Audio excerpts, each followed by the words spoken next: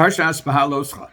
This week's Parsha begins with a description of the command by Hashem to Moshe to direct Aharon to light the menorah regularly in the Mishkan, and subsequently the Kohanim would in the Beis HaMikdash, in the temple. And there seems to be an anomaly here. The Rashi asks, Lama nismachal Parshas HaMenorah la Parshas HaNisiyim. Why does this Parsha of that describes the menorah come immediately following the Parsha of the Nisiyim? So of the princes and their offerings, and there was quite extensive repetition in last week's Parsha and also about the offerings of the Nisiyim, which were substantially identical. 12 Nisiyim, 12 princes, bringing on behalf of as representatives of the 12 tribes. So we first have to establish a rule in order to understand this Rashi, which is Ein Mukdam ve'Ein Muchar b'Torah. We cannot assume chronological order, chronological sequencing in the Torah. Often there is chronological sequencing, and usually we can be confident within one passage, but from passage to passage, it's not necessarily the case. And why that is that the Mefarshim explained that the Torah is not principally a history book, but rather it's a book of moral history, which means that it's here to teach us lessons.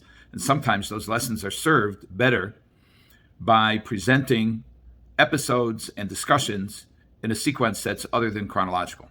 So how do we know that this is out of chronological order? So the Mefarshim Rashi explained that the menorah really is lit first thing before the korbanos are brought. So if the Nisiyim brought korbanos and the menorah was lit on the same day, the menorah should have been lit before the princes brought their offerings. So that leads to Rashi's question, which is, why this order? Why the smichus haparshios, the juxtaposition of the passages?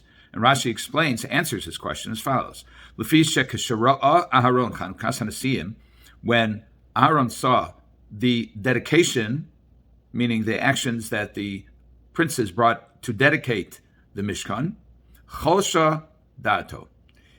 Literally means his mind became weak. We could say he became despondent.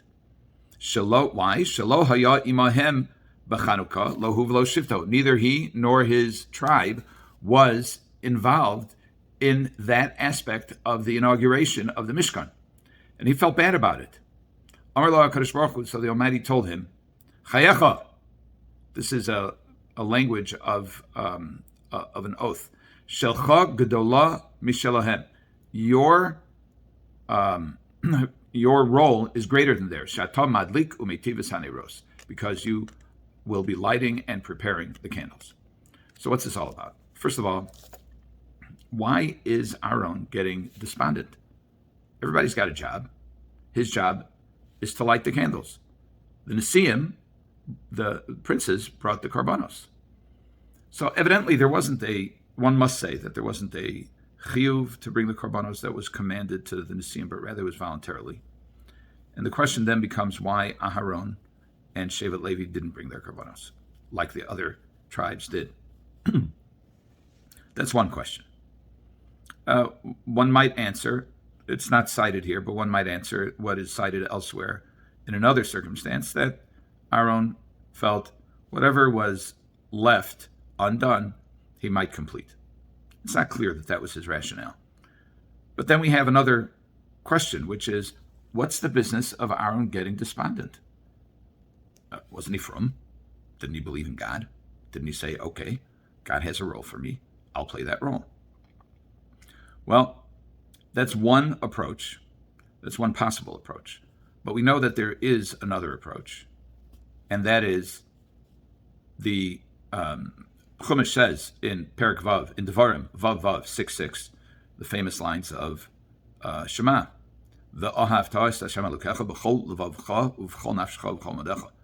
you shall love the Lord your God with all of your heart, with all of your life, and with all of your means. And with all of your heart is written b'chol levavcha, rather than b'chol libcha. That is, it has an extra letter beis. And Rashi there comments, b'chol levavcha b'shnei yitzrecha, with your two yitzers, with your two life forces, or sometimes translated as inclination, your positive inclination and your evil inclination. How is it possible to serve God with your evil inclination? Well, one might say that you could serve God with your evil inclination by suppressing your urges to sin. The Gemara elsewhere, Bava Bsra, talks about desirable competition among teachers. And there it says, Kinas Sofrim Tarba Chochma, that jealousy among scholars will increase wisdom. The Marsha there says that it doesn't say Kinas Chachamim, it says Kinas Sofrim, which implies that these are people who have not yet reached, he says, the level of Chachma, the level of being worthy scholars, but they have this competition because they want to get there. But the point is that there is competition. So competition, although at its core could arise from the evil inclination, that would be if you want the person you're competing with to lose. It can be used, it can be subordinated to service of God if you use it to elevate your own game. So, B'shnei Yitzrecha, with your Yetzer HaTov and Yetzer Hara. This is not quite a monolithic approach, and certainly not in Aharon, because we know something about Aharon. Aharon, when he's originally introduced, or at least introduced into the narrative about the redemption and about Moshe's being tasked by the Almighty to confront Paro, and he describes some reservations as a result of self-doubt. So Moshe challenges the Almighty, and he says, "I'm not the man for the job." And then finally, God says, he gets angry. This is in Shmos, Perek Daled, Pasuk Daled. It says, "Vayichar af Hashem b'Moshe," and God got angry with Moshe. Vayomer halon Aharon achicha halevi, Aaron your brother the Levi, yodati ki daber yidaberhu, I know that he can speak. V'gam hinei hu yotzei l'kosecha, he's also coming out to meet you. V'ra'acha, he'll see you v'samach b'libo, and he'll be happy. So Aharon is described as somebody who's really selfless, who does not look over his shoulder, does not look at his younger brother and say, how come Moshe gets this position of being God's spokesman, and I get the subordinate position of helping him out? But he's not. He doesn't say that. It's v'samach b'libo. This is the Torah testifying, if you will, that in his insides, we don't always know what people are thinking. As a matter of fact, we usually don't know what people are thinking, although sometimes we assert that we do.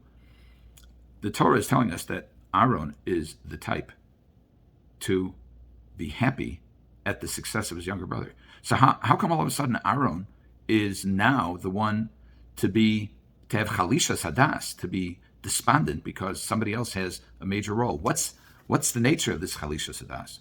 So I was speaking earlier today with Rabbi Yochanan Zweig, who suggests that Aaron's chalisha sadas is because he was appointed as the Kohen Gadol and was not tasked with any job. He was just given the title and was not told what to do or given a responsibility.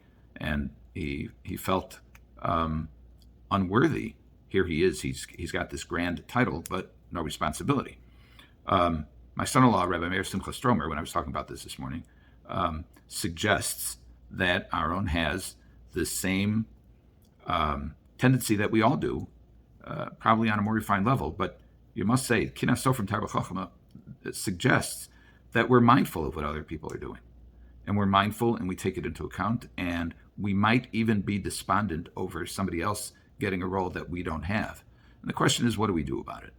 The question is, do we take the other person down, or do we rise to the occasion? Here, clearly, Aharon was not taking anybody down, but he was feeling despondent that he did not have the chance to perform an avoda, a service of a Kadosh Baruch Hu, when the Nesiim, who are also manhigim, they're also leaders, were able to do that. Now, the Nesiim brought their karbanos amidst a lot of fanfare. Chazal say that when the Nesiim brought their karbanos, it was a Yom Tov for them, and a holiday, and it must have been quite a public event. And Aharon is sidelined. What does Hashem mollify him with? Hashem mollifies him with lighting of the menorah. The menorah takes place inside the mikdash. There's nobody else around. There may be some kohanim around, but there's no publicity involved. And yet, the Almighty assures Aharon that his avoda is gadol, is greater, and it will also continue eternally. When the Beis Hamikdash is rebuilt, Emir Hashem B'kar B'Yameinu, the kohanim will serve in the Beis HaMikdash, and they will continue to light the menorah.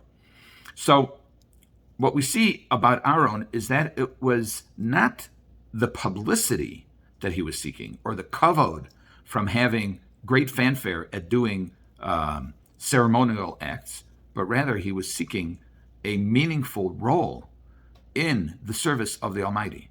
And that's what the Almighty provided. And we can have two feelings coexisting simultaneously. The Gemara in Brachos says if somebody's father passes away and he inherits from his father, so he says at the beginning, he says, Baruch Dayana Emes, blessed is the true judge. But then he also says a bracha of Hatov HaMeitiv, a bracha of thanksgiving on the Yerusha, on the inheritance. We walk around with many feelings that can be viewed as being potentially contradictory. But at the end of the day, we're human beings, and that's why we are not malachim. Malachim have one mission, one task, and they're single-minded. Human beings, including Aharon HaKohen, carry multiple emotions in their hearts, and our goal is to direct them towards the service of HaKadosh Baruch Hu. And subsequently, it says that Melamed Shaloshina, when it says that Kain Asa Aharon, that Vayas Kain Aharon Omu Pnei Menorah. So it says Melamed Shaloshina. He didn't change. He didn't try to upgrade. He didn't try to trade for public fanfare or for something that was perhaps more remunerative. He was given this task. Kadosh Baruch Hu said it was greater. He did it. He stuck with it for as long as he lived until he died. He was performing the service in the Beis HaMikdash because he knew whether it's public fanfare or very private, if you're doing God's will, there is no better, no bigger, no more important thing that you can be doing. Have a good Shabbos.